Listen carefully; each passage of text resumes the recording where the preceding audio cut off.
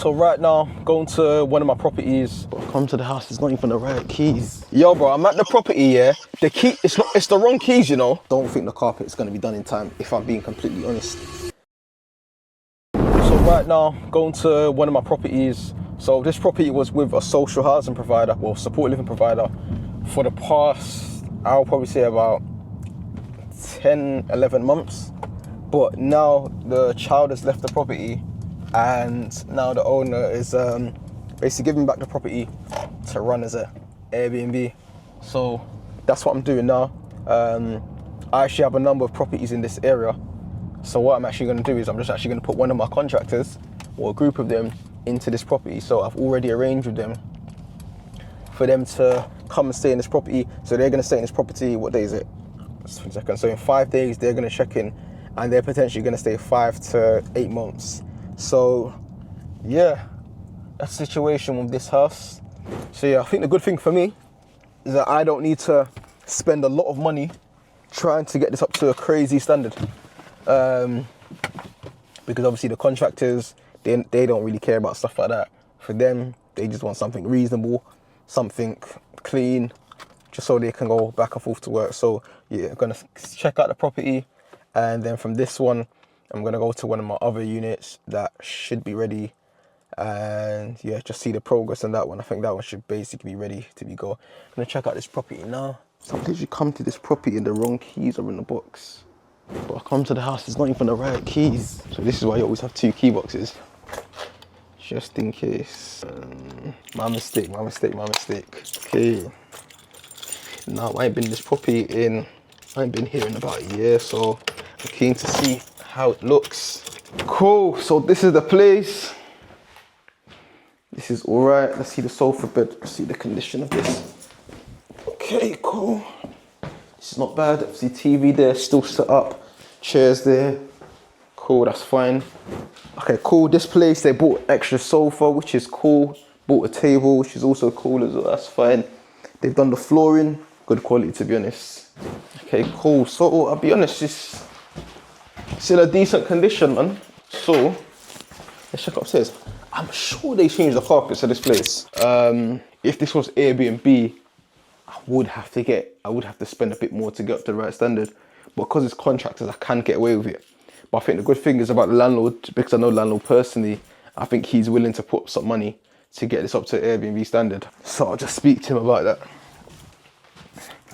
Get the place cleaned. This is not, so that's gonna need to be cleaned. Some of this stuff is gonna need to be cleared. Obviously there's extra bedding as well, which is all right. But the place is obviously gonna need to get that Airbnb love. But I think for contractors could be all right. Yeah, so stuff like this is gonna have to just get sorted. But apart from that, the place isn't bad, but the place just isn't good. So what I'm gonna do now is I'm gonna speak to the guy who was operating this property in terms of being a provider. Yeah, bro, so I'm inside the house.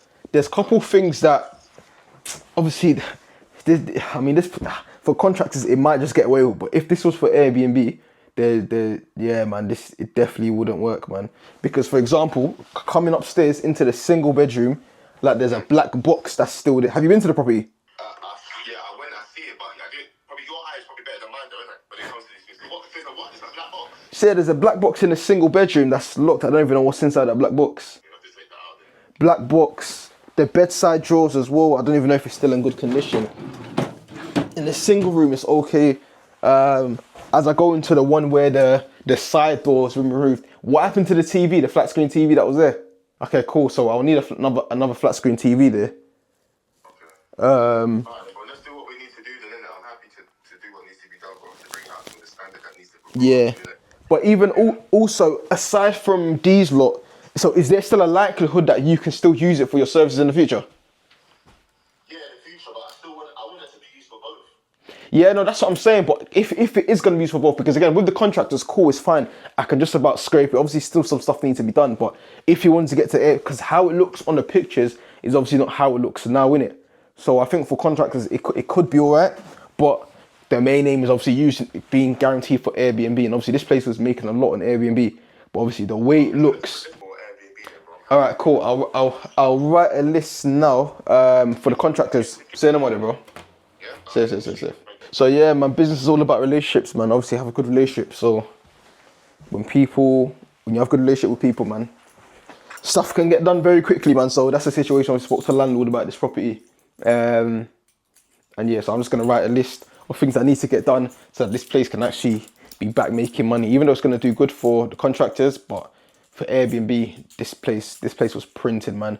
This place was probably making well over £4,000 a month. I had insurance clients who were actually paying £6,000 a month for this property. So I need to try and get it back to that standard, man. So yeah, that's this property.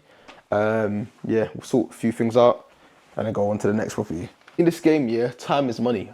I only just deeped it, yeah. I've got contractors who are staying for a month, yeah, and I'm coming to this property now, and they're coming in about 4 or 5 days, and there's quite a lot of stuff that needs to be done. So with this property, all the beds, I need to get all the beds replaced. I need to get all the mattresses replaced. Someone to come and clear it. If I was to get this to a nice Airbnb standard, then every single carpet will need to be, well, not every single carpet, majority of carpets will need to be changed, because as you can see, the carpets, they've obviously changed the carpets. So looking at this, like this is like a dark greyish, that's like a beige, blue. So yeah, it's coming a bit weird, man. So time is money, man. Got to get this place removed. So all carpets to be same color. This is for Airbnb standard. I'll need to get all the carpets the same color. New beds and mattresses, bedside table, bedside cabinets. Cool. And then literally all beddings. And then I think that's upstairs is where most of the problems. I don't think the carpet is going to be done in time. If I'm being completely honest, I don't think the carpet is going to be done in time. But I'm trying to be cost effective as well. The carpet needs to be done, but will the carpet be done in time? Because now it's going to have to get measured, it's going to get fitted, and in 4 days' time, and really and truly, it's contractors. So I think what I'm going to do is I'll just get the carpet cleaned, because to be honest, the carpet's not the end of the world. If the contracts are going to stay for 6-7 months, they're going to be good. Like, they're not going to care about having brand new carpets anyway. But I think the most important thing is the beds. They need to be comfortable where they're sleeping. Yes, bro. Yes, brother. Yeah, basically, I'm at the property now. Yeah, so I'm looking around and I just phoned, and I just, yeah, there's stuff that needs to be done to get this up to a standard. So what I'm going to do is I'm actually going to probably replace all the beds. And I'm thinking, bro, this was not the carpet. The carpet, this must have been some, and even when you look at the carpet, it's not done right. Like the carpet, like the edges are all coming out. Yeah. But the thing is, I've got contractors who are going to be here, so it doesn't need to be to a crazy standard. But I'm planning for the carpets to be done eventually. It's one property down, now on my way to another one of my properties, and then yeah, just got a lot of things to do on my to-do list. As I was thinking, man, I was just really reflecting, and I just feel like there's actually no break when you're in this entrepreneur thing, man. Like, there's literally no break. I've got, on one side, I've got the development stuff, dealing with stuff to do with my builder, trying to get the property ready before the bridge ends. Yeah, man, just one thing after the other, man. But I can't lie, man, this is the life. This is the life that I chose. Because either this where I work for myself and I live my life on my own terms, or work for someone else. But without a doubt, the life of an entrepreneur, although it seems glamorous, it's not always glamorous, man. Sometimes it does feel a bit stressful. Sometimes it can feel a bit overwhelming. But for me, I guess that's where my faith comes into it, knowing that all of this serves a greater purpose. And it's not always about profit. Yes, profit is great, but I feel like what the byproduct of being successful is you can live life on your terms and do what you want. You know, you can go to another country and give as much to charity without worrying about what's in your account. Coming from working in a primary school to having multiple rent-to-rents and buying and developing properties, sometimes it can almost be like that imposter syndrome. Like, even when it came to mentorship as well, when I first started mentorship, I was thinking to myself, like, who am I to really be teaching people, this is what you can do? I was thinking, bro, like, there's no way I can be teaching people trusting me to help and guide them. But years later, the results speak for itself, man. But I feel like imposter syndrome can sometimes be a byproduct of reaching certain levels. But I feel like if you really want to be successful, you have to fight that imposter syndrome. You can't let that imposter syndrome kill you and contain you, man. So I just finished checking up on one of my units that should be ready in the next 2 days. I've got my handyman who needs to clear his equipment. Still got a sofa bed that needs to arrive. So to be honest, the place is probably going to be ready within the next 2 days, I'd 100% say. So that's that. But yeah, man, even just thinking about the situation that happened with that property, man, sometimes you really just have to take a step back and just understand. You see, sometimes business can get so ugly, man. Sometimes it can get so ugly. When I think about what's happening now with the development side of things, I'll share probably full detail once it's over. But yeah, long story short, situation with the builder, it's quite ugly at the moment, if I'm honest, man. It's quite ugly at the moment. So hopefully come to some sort of resolution, then I can obviously share with everyone what's actually been happening, man. But damn, see, when I started developments, man, first 12 months in developments, I didn't realize the stuff that's going to be happening, man. But it's part of the game, man. But even with this Airbnb unit that I have, the rent-to-rent property that I have, obviously I have a great relationship with the landlord. And what's happened in that situation is gave to the social housing provider. Social housing provider didn't set up all the utilities, and what ended up happening is the landlord was receiving a lot of letters at their personal address, basically saying that they have unpaid bills, water bills, utility bills, council tax, and this is all because the provider didn't actually set up everything when they took it on. Yeah, man, business can definitely get ugly. Thinking of the situation that's happening with the social housing provider, obviously they're meant to be dealing with all the utilities, and they weren't. So after several back and forths, after letters to landlord, they eventually decided to start doing it. But the things with these social housing companies is that some of them have like 4,000 or 5,000 properties. So you're not the priority. Again, these social housing providers, they make their money off margins. You're obviously not a priority, and that's one thing I've seen. I'm not a priority, so that when they get a lot of emails, I'm probably the bottom of their list. Unless you're willing to bombard them, then obviously that's when things could potentially get done. But the situation with this company is, out of nowhere, because they weren't making money, they didn't have a tenant inside the property, they were saying that the council was not paying them. And because the council's not paying them, they're no longer not going to pay me. So I signed a contract with them for a 4-year contract with a 12-month break clause. And in that agreement, they can only leave the contract after 12 months. Now, they were in the contract, and again, they have multiple more properties, but for 2 more properties that were vacant, they've now decided, because there's no tenant in the property, we're now going to stop paying you rent. So the person who sorts out their finances literally said to me, take back the property, we're no longer going to pay you. And then I told him, but you signed an agreement. They said, listen, we're happy to go to court. Like, they don't care. They said they're losing money on a lot of their properties, so they're happy to go to court. And then I'm thinking, like, do I really want this to go to court? They're a bigger company with a lot more money, and they're literally just saying the contract means nothing. In business, honestly, stuff can get so ugly, man. And you really hear about it from people who've been in business for a while. But I feel like maybe young people don't, I mean, I'm young myself, but a lot of people going into business, because a lot of people aspire to be entrepreneurs, a lot of people aspire to be full-time businessmen, but a lot of people don't actually deep that. This is the stuff that happens in business. You know, we hear stories from landlords as well.